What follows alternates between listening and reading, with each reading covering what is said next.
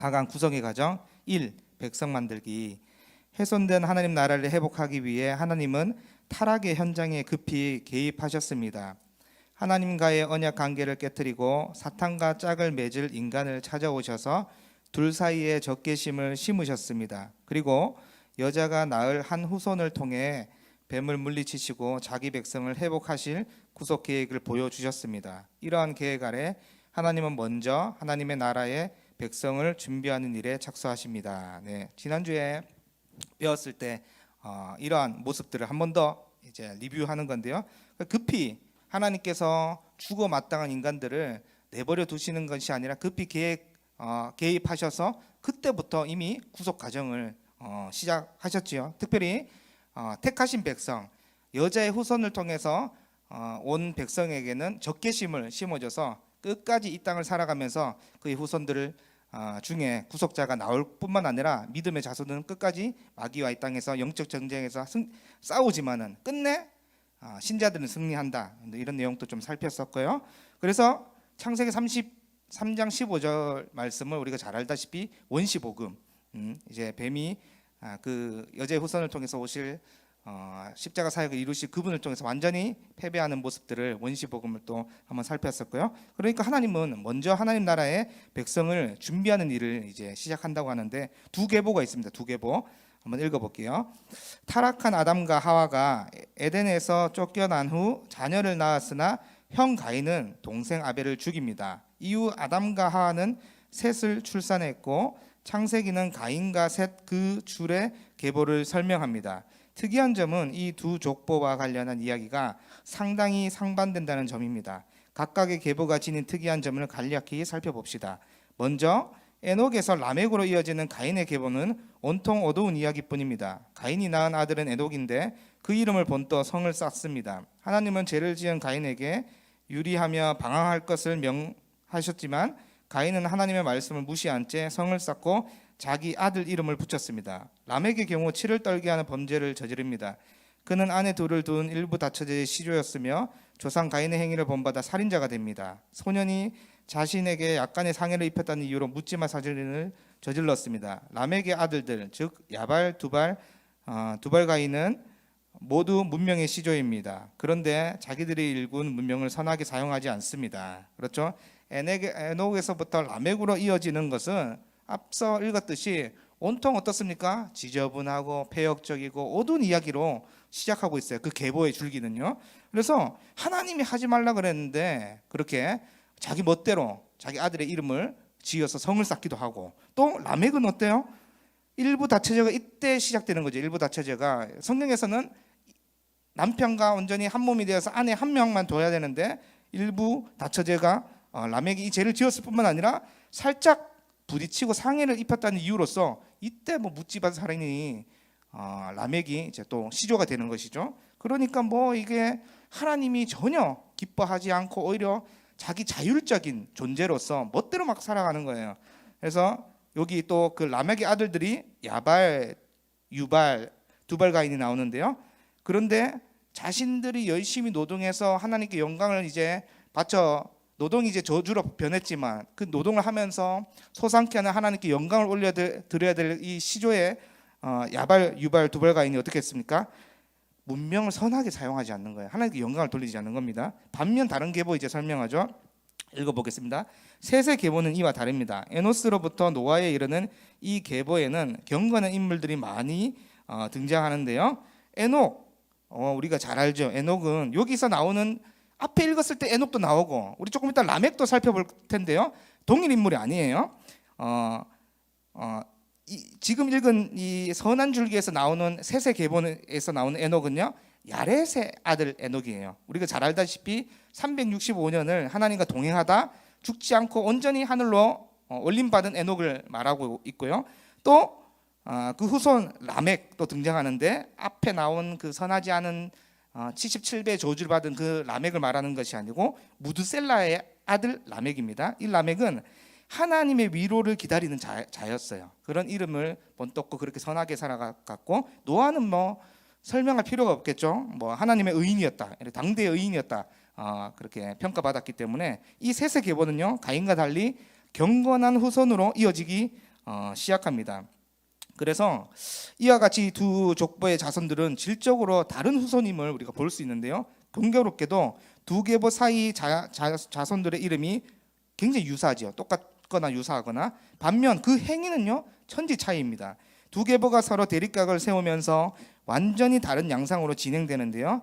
이는 창세기 3장 15절의 하나님의 말씀을 떠올리기에 충분합니다. 그때 벌써 원시 우리 복음을 다루면서 뱀의 사탄의 계열이 있고, 또 어떻습니까? 하나님의 택함 받은 여자의 후손으로 오는 줄기가 있고, 이렇게 설명했지요. 그러니까 뱀의 후손, 여자의 후손, 그들이 적개심을 품고 대립하는 모습을 족보를 통해서 이미 우리가 볼 수 있습니다. 그것은 하나님의 구속 역사가 진행되는 동안 과연 누가 하나님의 백성인가, 약속하신 후손이 오실 계보는 어느 쪽인가를 가르쳐주는 나침반이에요. 그러니까 우리가 족보를 지금 이렇게 들으니까 다시 내일 시간이 있어서 족보를 한번 읽어보면 다르게 와 닿을 거예요. 예전에 이런 내용을 모르다가 그냥 족보를 읽으면 굉장히 지루하죠.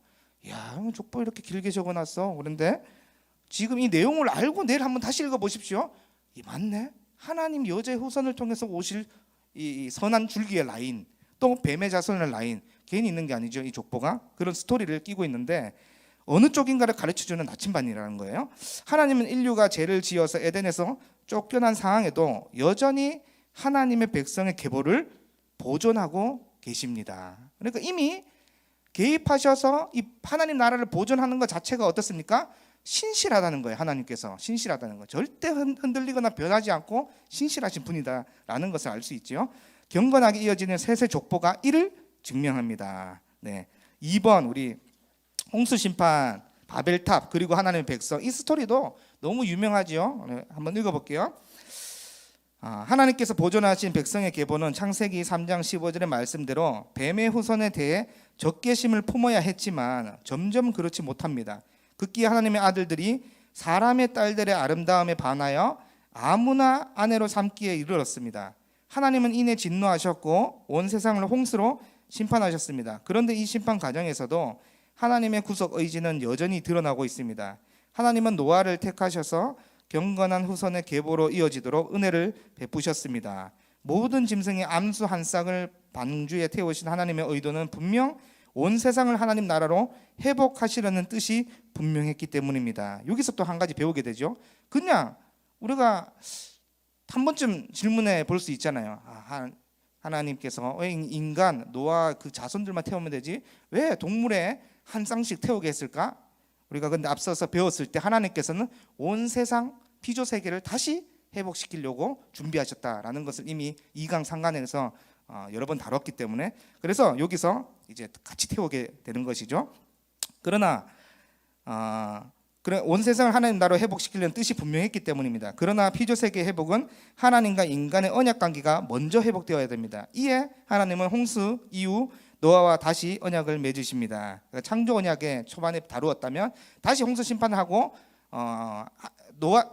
하나님이 노아에게 말씀하시는데 자세히 9장을 살펴보고 1장을 살펴보고 2장과 9장을 살펴보면 하나님께서 명령하시는 게 거의 유사합니다. 어떻게 얘기하냐면 이게 다시 노아 언약이라고, 신학적으로 노아 언약이라고 얘기하는데 생육하고 번성하여 땅에 충만하고 자연을 다스릴 것을 노아에게 다시 명령하는 거예요. 그러니까 하나님께서 죄에 대해서 분명히 심판하지만 자신이 택하신 백성을 신실하게 언약을 맺으시고 보존하시고 그 계획대로 이끌어 가심을 보여주고 있는 것이죠. 하나님은 심판 중에도 긍휼을 베푸셔서 보존하신 하나님 나라의 백성과 다시 관계를 맺고 그 나라를 누리기를 원하셨습니다. 홍수 이후 인류는 노아 가족 8명에서부터 다시 시작합니다. 이제는 인류가 하나님을 경외하며 잘 섬길까요? 죄악 가운데 잉태되고 출생한 인류는 여전히 본성적인 악을 버리지 못하고 하나님께 불순종했습니다. 그렇죠? 그 절정이 무엇일까요? 바벨탑 사건이에요. 그 절정이 처음 아담이 죄를 지었을 때처럼 바벨탑 사건도요, 하나님처럼 되고자 하는 그 마음에서 이 사건이 벌어지게 되는 거예요. 그러니까 인간이 가장 행복하고 생명을 누릴 수 있고 부활을 누릴 수 있는 언제예요? 하나님 의존적일 때 그렇습니다. 하나님께 순종하고 하나님의 법도 안에 의를 행하며 살 때 굉장히 즐겁고 행복하고 생명을 누릴 수 있는데, 자꾸 바벨탑 사건도 어떻게 했어요? 하나님 없어도 돼. 우리끼리 모여서 우리가 하나님처럼 존재하자. 이런 목적으로 바벨탑을 쌓지 않았습니까? 그러니까 하나님을 의지하기보다 자기들의 이름을 원했다고 창세기 11장 4절은 말하고 있어요. 본인의 이름을 드러내고 싶고, 본인을 드러내고 싶은 것은 하나님이 그러니까 하나님의 배반적인 어떤 모습들이죠. 그래서 하나님을 정말 의존하고 싶고, 하나님의 법도에 순종하고 싶고, 그 의를 행하면서 살아가는 사람들에게 나타나는 가장 큰 특징이 뭘까요? 본인의 이름을 드러내기보다는 누구를 드러낼까요? 하나님 그 자체를 드러내는 삶을 좋아합니다. 이거는 뭐 하나님 닮는다고 해가지고 하나님이 높으시고 위대하시고 전능하시기 때문에 나도 내 이름은 높아져야지, 이게 아닙니다. 오히려 어떻습니까? 하나님을 닮아가면 닮아갈수록 점점 겸손해지는 사람은, 이게 특징입니다. 그래서 여러분들이 바벨탑 사건, 또 처음에 아담의 범죄를 살펴보면 하나님처럼 했던 것이 가장 큰 죄예요. 하나님의 자리를 없애버리고 본인이 그 위에 올라서려고 했기 때문에 하나님께서 그 언어를 흩으셨죠. 완전히 이제 분산시키셨죠. 아담과 하와처럼 하나님을 벗어나 자율적인 존재가 되고자 발악했던 것이요, 바벨탑 사건이. 하나님께서는 그런 사람들의 언어를 흩으셨고, 이후로 하나님 나라의 구속 역사는 중요한 국면을 맞이하게 됩니다. 바로 하나님의 백성을 준비하기 위해서 누구를 택하실까요? 아브라함을 특별히 부르신 사건이 이제 시작되는 것이에요. 이제 세 번째 파트죠. 아브라함을 부르심.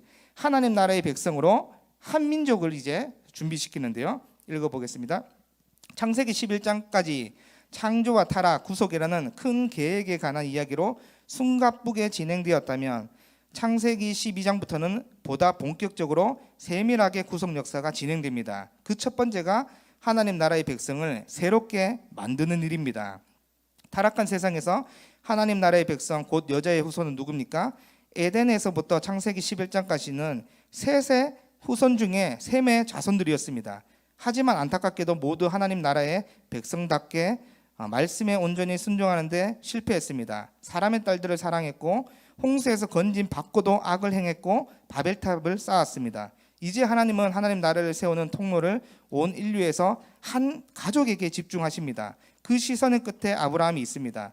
성경은 하나님 나라의 회복을 위한 백성을 만드는 과정에서 아브라함과 그의 후손들, 곧 이스라엘의 관심을 모읍니다. 하나님은 아브라함과 그의 후손을 하나님 나라의 백성으로 삼으시고 그들을 통해 열방을 구속하는 계획을 이어가십니다. 아브라함을 불러 맺은 언약 속에 녹아있는 하나님의 기대를 살펴봅시다. 이제 아브라함을 통해서 아브라함을 복의 통로로 만들고 큰 민족을 만들다고 했거든요. 이게 고스란히 어떻게 이어지냐면 삭개오 이야기하잖아요. 너도 이제 아브라함의 구원을 받았다, 아브라함의 자손이라고 얘기하거든요. 그러니까 이 스토리가 예수 그리스도가 이루신 이 구속사의 정점이 예수 그리스도가 있잖아요. 그것을 믿는 모든 자는 아브라함의 자손이 되는 거예요. 그 이제 복이 미치게 되는 거예요. 이제 그래서 세 가지를 보여주는데요. 아브라함에게 어떤 복이 임했는지를 보게 되는데, 땅과 후속과 복을 약속하셨죠. 첫째, 땅을 약속했어요. 하나님은 창세기 12장 1절과 15장 7절에서 아브라함에게 가나안 땅을 약속하십니다. 약속하신 그것은 하나님께서 자기 백성을 다스리시는 하나님 나라가 될 것입니다. 우리가 뭐 앞서 살펴봤듯이 국가의 3요소는 영토, 국민, 주권이잖아요. 이제 땅을 하나님께서 그냥 계속해서 아브라함에게 주는 것이 아니고 계속 큰 민족을 이루겠고 그 땅에서 번성하겠고 너는 복의 통로를 주겠다고 12장, 15장, 22장 계속 얘기하지 않습니까? 약속의 자손도 계속 이야기하지 않습니까? 그래서 이 땅의 약속은요, 나중에 점진적으로 흘러가서 기업, 하나님 나라를 보여주기 때문에 그 땅을 계속 약속해 주는 거예요. 거기서 다스리면 받는 그 나라가 하나님 나라가 될 것이다 약속해 주셨고, 둘째는 후손을 약속하시죠. 하나님께서는 단순히 후손을 약속하시는 것을 넘어 별과 모래처럼 많고 또 강한 나라가 될 것을 약속하셨습니다. 큰 민족을 이룰 아브라함의 후손은 하나님의 말씀에 순종하며 의와 공도를 행해야 했습니다.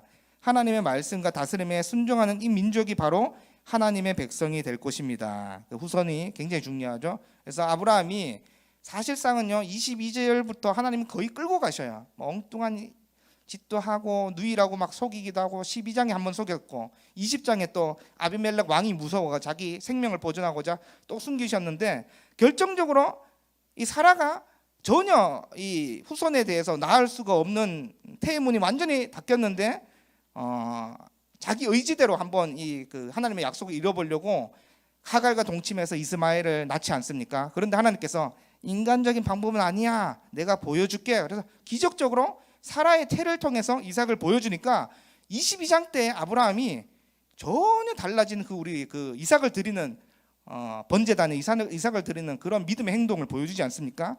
그러니까 하나님이 얼마나 신실하십니까? 그 어려운 순간순간에서도 그 이삭을 통해서 후손을 이어가게 하시고, 또 나중에는 요셉 때 보면 정말 큰 민족을 야곱 때부터 벌써 70명 큰 민족이 이루어지기 시작하고 요셉 때도 그렇게 진행되는데요.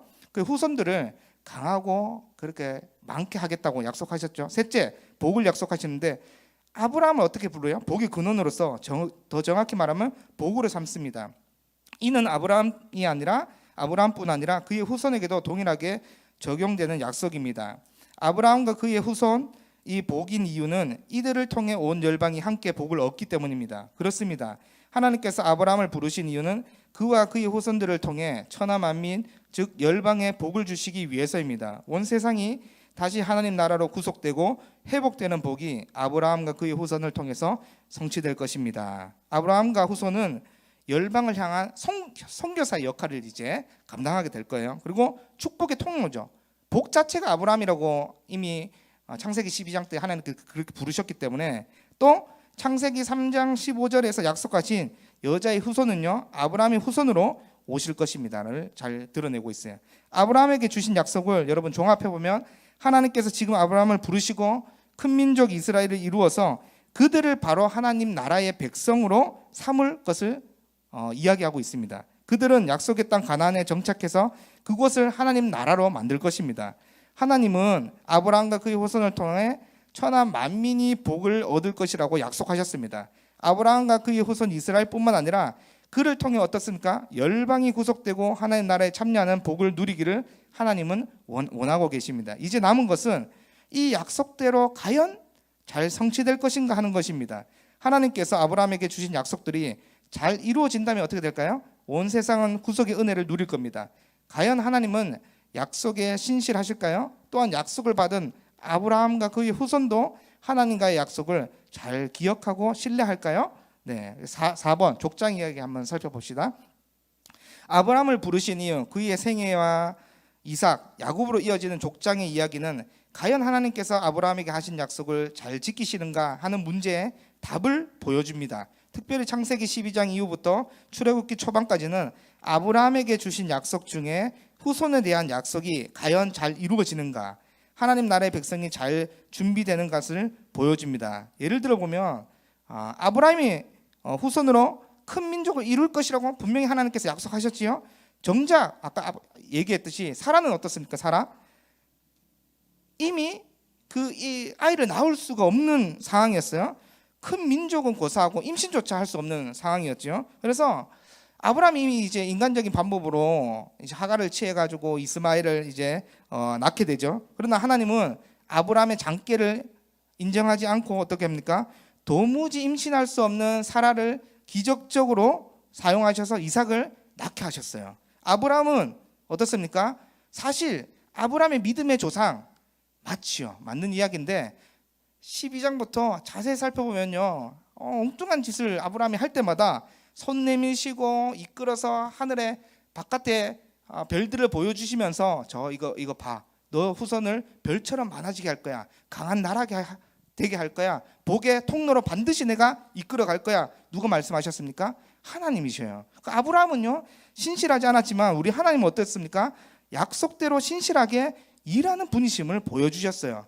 그래서 우리가 때로는 아브라함처럼 무너질 때가 있고 쓰러질 때가 있습니다. 그런데 하나님은 끝까지 우리를 놓지 않으시고 이끌어 가시죠. 그래서 끝내 하나님의 그 신실함을 다시 돌이키고 끝내 그 신실함을 끝내 마음에 품고 의와 공도를 행하기로 결단하면 어떤 믿음이 생길까요?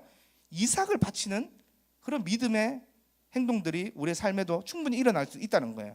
그런 그 신실함을 우리가 주목해야지 야, 그래서 우리 인간은 언제든지 흔들리고 연약하고 무너질 수 있지만 하나님은 절대 그렇지 않다. 이 사라의 사건을 통해서 우리가 기억해야 되고, 이삭도 여러분 똑같습니다. 이삭도 리브가도 임신할 수 없었는데 임신하게 되었죠. 곳곳에 근데 성경 스토리에 보면 이 아이를 낳을 수 없는 환경의 그 여성들을 많이 보여줘요, 성경에. 그런데 하나님께서 기적을 베푸셔가지고 열게 하시고, 특별히 마리아만 봐도 어떻습니까? 마리아, 예수님이 마리아의 태를 통해서 이 땅에 오셨잖아요. 그러니까 이런 스토리를 봤을 때에 하나님 어떤 분이신가를 우리가 잘 떠올려야 됩니다. 하나님께서 어떤 분이신가?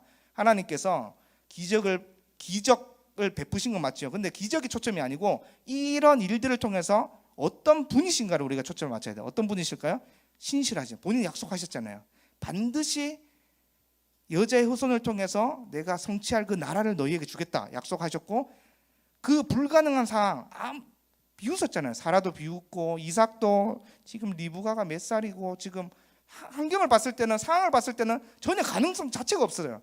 전혀 이루어질 수 없는데 하나님은 이루셨단 말이죠. 그래서 여러분들이 이런 창세기 스토리를 보면서도 중요한 것은 기적이 일어납니다. 신자들의 삶은 기적이 일어나요. 근데 더 중요한 건 뭘까요? 그 기적을 이루시는 신실하신 하나님을 우리가 알아야 돼요. 진실하고 신실하시고. 그래서 여러분들이 이런 스토리를 좀 알면, 야, 하나님의 구속은 절대 변함이 없구나. 우리 때로는 우리가 믿음이 연약할 때도 있고, 시험 들 때도 있고, 또 내 뜻대로는 신앙생활 잘 안 될 때가 있잖아요.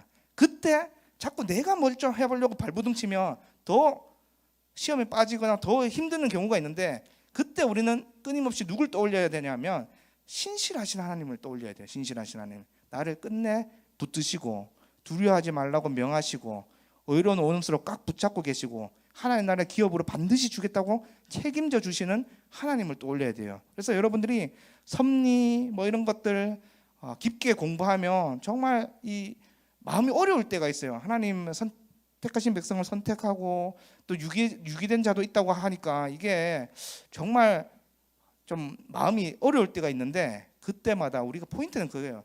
신실하신 하나님, 또 곳곳에 여러분들 삶에 지금 이 자리에 불러주신 하나님, 그 은혜 순간순간을 바라보면 어떻습니까? 하나님은 절대 변하지 않죠. 하나님은 신실하시죠. 그 나라를 우리가 기도할 때, 또 설교 들을 때, 말씀을 볼 때, 은혜를 사모할 때 반드시 그 영광을 보여주시기 때문에 우리는 흔들리지만 하나님은 흔들리지 않습니다. 그리고 그 하나님 따라가면 어떻습니까? 아브라함처럼 흔들릴 때도 있지만 그 하나님을 바라보면서, 그 손길을 바라보면서 이삭을 바칠 정도로, 정말 그때 이제 하나님께서 뭐냐고 하냐면 믿음대로 의를 주겠다고 그때 얘기했거든요. 그때 이신칭이가 그때 이제 창세기 22장 때 이제 시작되는데, 그 믿음을 이제 보시고 하나님께서 그 의를 준다고 말씀해 줬거든요. 그래서 여러분들이 꼭 이런 스토리, 곳곳에 있었던 그 스토리를 보면서, 야, 하나님 약속대로 정말 이끌어 가시는구나, 정말 진실하시고 정말 신실한 분이시구나. 그래서 야곱도 보세요. 야곱도 얼마나 약속 빠릅니까? 태어날 때부터 막 뒤꿈치를 잡고 태어났는데 하나님의 계획 안에서 사실은 이루어졌던 거예요. 그런데 또 야곱 스토리뿐만 아니라 하나님께서 구속을 이루어갈 때 이방 나라를 사용하시지요. 이방 나라를 사용하시지만 끝내 그 이방 나라가 정신을 못 차리면 어떻게 됩니까?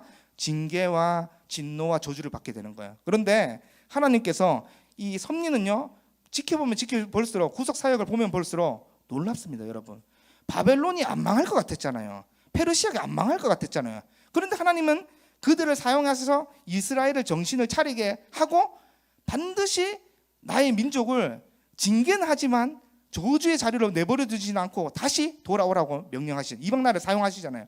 그런 하나님의 손길을 볼 때 저는요, 와, 정말 우리 하나님 이쁘시고 정말 진실하시고 신실하시다. 그래서 본인을 의지하고 본인의 이름을 드러내려고 하면 이게 자칫은요, 그게 더 내가 물론 신앙적으로 의지적으로 예배에 나오고 이런 자발적으로 섬기고 하려고 노력은 해야 되겠지만, 자신을 의지하기보다는 우리가 가장 심장을 뛰게 할 수 있는 것은 뭐냐면 하나님 의존적일 때 심장이 뛰고 하나님 정말 진실하시고 신실하신 분을 알기 때문에 여러분들이 오늘 이 스토리를 보면서 그냥 이렇게 주어진 것이 아니구나. 그래서 어떻게 합니까? 야곱을 통해서 이스라엘 12지파의 조상들을 낳게 하시지요. 이로써 큰 민족이 될 하나님 나라의 백성을 이루기 위한 기초를 놓으셨어요. 자, 요셉 이야기 한번 우리가 읽어볼까요? 마지막으로 요셉은 어떻습니까? 우리는 요셉 이야기를 단순히 역경 속에서 하나님을 의지하는 믿음의 사람 정도로 이해할 때가 많습니다. 하지만 요셉 이야기는 하나님께서 아브라함에게 하신 약속을 어떻게 지키시는지 보여주는 구속사의 중요한 이야기입니다. 하나님은 요셉으로 하여금 파란만장한 세월을 지나게 하신 후에 애굽의 총리로 삼으셨습니다. 나중에 이스라엘 족속 70명은 요셉이 총리로 있는 애굽으로 이주합니다. 만약 하나님께서 요셉을 준비시키지 않으셨다면 야곱의 가족은 기근 중에 모두 굶어 죽었을 것입니다. 그랬다면 큰 민족도 하나님 나라의 백성도 만들어지지 못했을 것입니다. 그러나 하나님은 자신의 구속 역사를 진행하시면서 약속하신 바를 이루기 위해 요셉을 택하셨고, 그를 통해 애굽이라는 우산 아래서 아브라함의 후손들이 생육하고 불어나 번성하여 매우 강하여 온 땅에 가득하게 하셨습니다. 하나님의 약속대로 큰 민족 이스라엘을 이루셨습니다. 그래서 출애굽기 1장 7절을 읽어보면 어떻게 고백하냐면, 그 앞줄 읽었잖아요. 생육하고 불어나서 번성해서 매우 강하여 온 땅에 가득했다고 표현하고 있어요. 그러니까 아브라함 한 명으로 시작해서 사라와 아브라함 부부로 시작해서 이 민족을 택하셔서 어떻게 했습니까? 정말 하나님의 계획대로 순간순간 위기가 얼마나 있었어요. 아브라함이 정신 못 차려가지고 누이를 속였을 때 사실은 아비멜렉이 칼 들고 아브라함을 죽였어도 이거는 죽는 순간 어떻게 됩니까? 하나님 계획이 박살나잖아요. 그래서 제가 그때 초반에 신앙 별로 없었을 때, 이제 지식만 쌓였을 때, 그때 수련회 때 요 아브라함 그 파트 20장을 다루었거든요. 조별 모임할 때 아무리 생각해도 이해가 안 되는 거예요. 아브라함이 이상한 짓 했잖아요. 그래서 아브라함이 잘못했는데 20장 12절부터 내려오는 스토리를 읽어보면 잘못한 아브라함이 오히려 하나님께 칭찬 들으면서 아비멜렉이 가지고 있는 재산 양과 노비를 받으면서 그 땅을 떠나는 걸 볼 수 있거든요. 여러분 이해가 됩니까? 저는 너무가 이해가 안 되는 거예요. 하나님, 이게 도덕적으로 아브라함이 거짓말하고 아브라함이 잘못했는데 아비멜렉을 오히려 훈계하시고 질책하시고 천사를 동원해서 맞게 하시고 죽이지 못하게 만드실 뿐만 아니라 아비멜렉의 재산을 아브라함이 들고 가는 모습을 보여주거든요. 너무 이해가 안 됐어요. 이게 하나님 나라라는 지식이, 신학적인 지식이 없었기 때문에 너무 이해가 안 됐어요. 그리고 그때 좀 약간 윤리적이고 도덕적인 어떤 그런 신앙 관점이 강했기 때문에 분명히 이거 아브라함이 잘못했는데 하나님 도저히 이런 자를 어떻게 용서하십니까? 그랬는데 나중에 이 하나님 나라 스토리를 좀 이해하면서 그 하나님이 이 택한 백성을 향한 그 사랑, 그 진실하심, 그 신실하심, 결국은 아비멜렉도 죽이지 못하도록 천사를 동원해서 막으시고, 아브라함도 그때 한 번 더 두 번째 속였을 때 정신을 차리잖아요. 바로 그 다음 장 22장 때 이삭을 바치잖아요. 하나님 그런 분이세요. 인간은 언제든지 흔들립니다. 그러나 하나님을 바라보면 어떻습니까?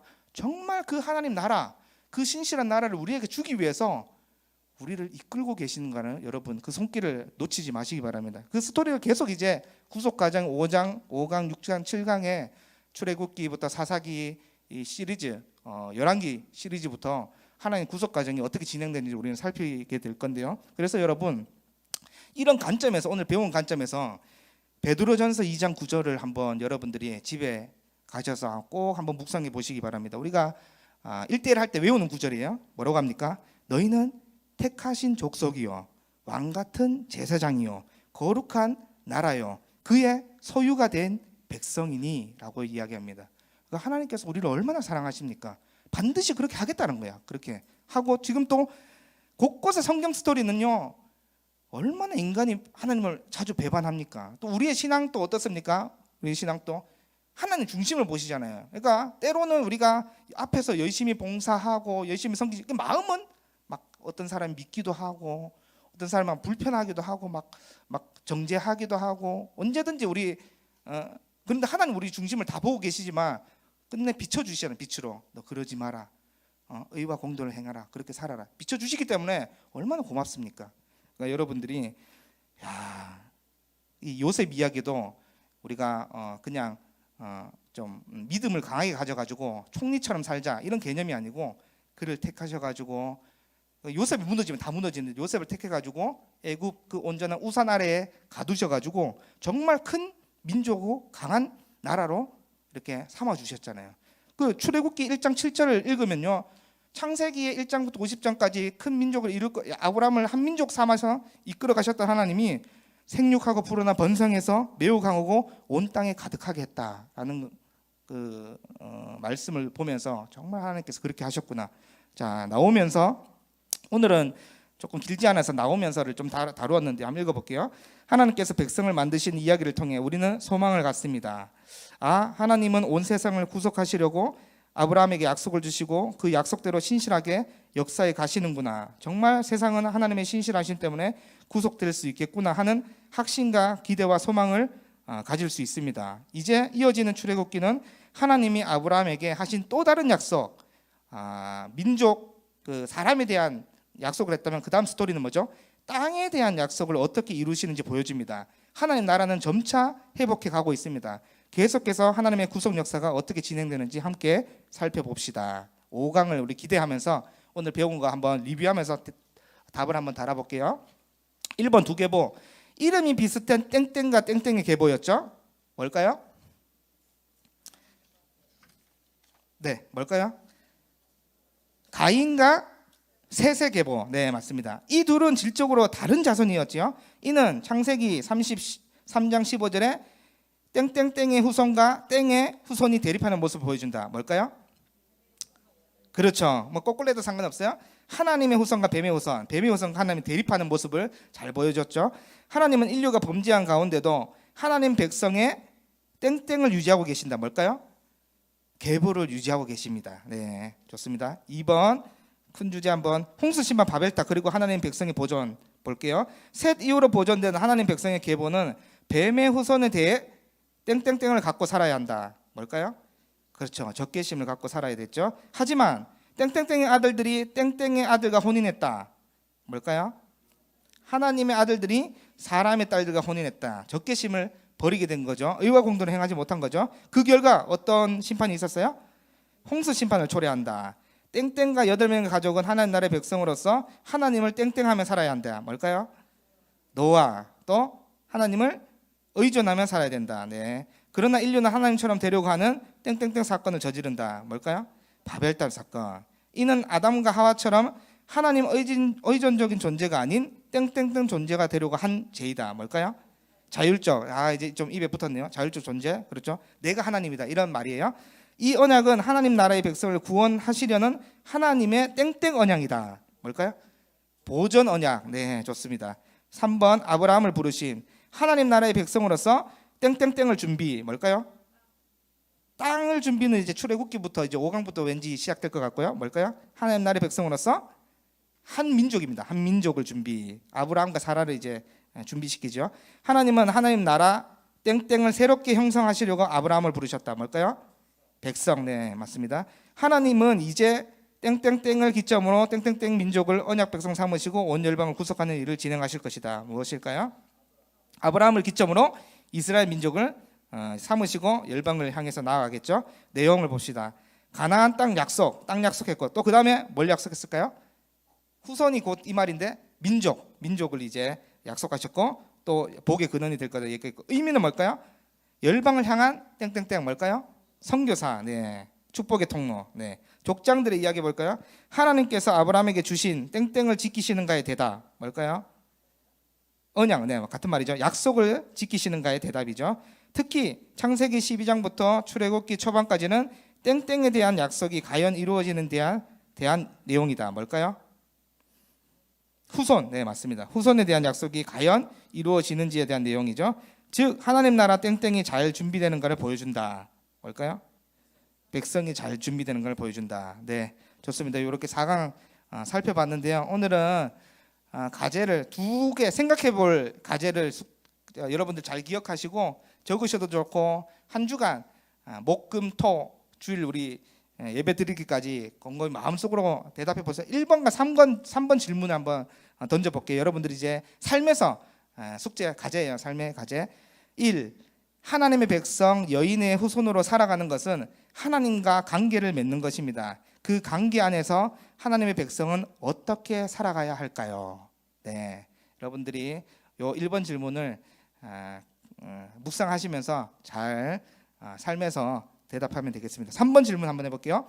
족장들의 이야기를 통해 약속의 신실하신 하나님을 만납니다. 내가 경험한 신실하신 하나님을 이야기해 봅시다. 네, 여러분 정말 이 쭉 삶을, 여러분들 삶을 하나님께 전도되어서 어렸을 때 전도 받으신 분도 있고 늦게 오신 분들도 있지만은 신앙생활의 스토리를 한번 쭉 묵상해 보십시오. 묵상해 보면 반드시 하나님의 손길이 있습니다. 은혜가 있고 신실하신 하나님을 보게 되겠지요. 그때 유튜브 틀어서 또는 이제 금요 예배 때 우리 기도할 때 그 스토리를 좀 하나님께 던지면서 같이 기도해도 좋고, 묵상하면 묵상할수록 야, 하나님 정말 신실하시고 그 신실의 결정체가 예수 그리스도로 이루어 주시고 또 성령님께서 늘 옆에서 도와주시고 얼마나 삼위 하나님께서 우리를 사랑하시는지 알게 될 것입니다. 그래서 여러분들이 이 자리에 있다는 것은 그 줄기를 통해서 우리가 셋의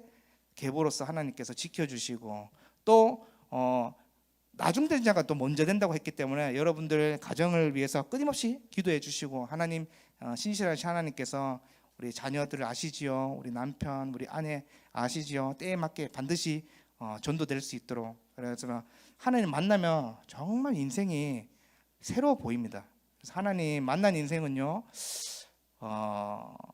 그 농부가 그 밭에 간쳐진 보물을 발견했을 때 자신의 전 재산을 버렸잖아요.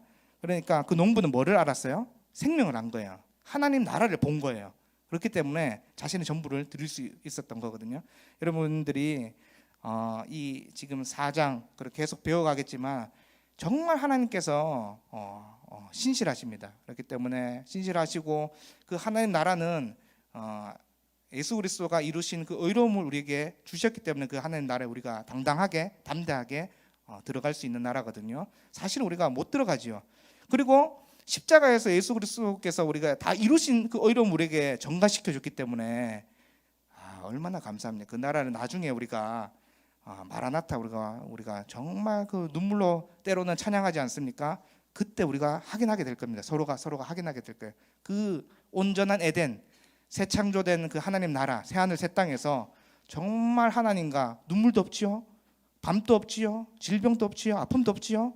그 신령한 몸으로서 부활체를 입어가지고 서로가 확인하게 될 것이죠. 이걸 알기 때문에 여러분, 저는요 뭐 1시간, 2시간, 3시간은 또 이렇게 하나님 나라 설명하고 복음 전하기 즐거워요. 사실은 육체는 지칠 수도 있지요, 때론 피곤할 수도 있죠. 그런데 한 영혼이 변화되고 이 스토리를 깨닫게 되면요, 그 사람이요 정말 낮은 데가 먼저 된 것처럼 하나님 나라 증거하고 복음을 전하고 그 교사가 되고 한 영혼을 위해서 붙들고 울면서 기도하고, 그걸 보면요 이때 정말 이 목회자로의 삶을 정말 그때는 정말 이 울컥울컥해요. 이게 정말 이 전하고 복음을 전하는 삶의 가치가 여기 있구나를 느끼거든요. 그래서 여러분들도 다 아는 자예요. 여기 왔다는 거, 하나님 영광을 받고 하나님 나라를 아는 자들이기 때문에 오늘 또 우리가 마음 모아서 좀 기도할 때 이렇게 조금 기도했으면 좋겠어요.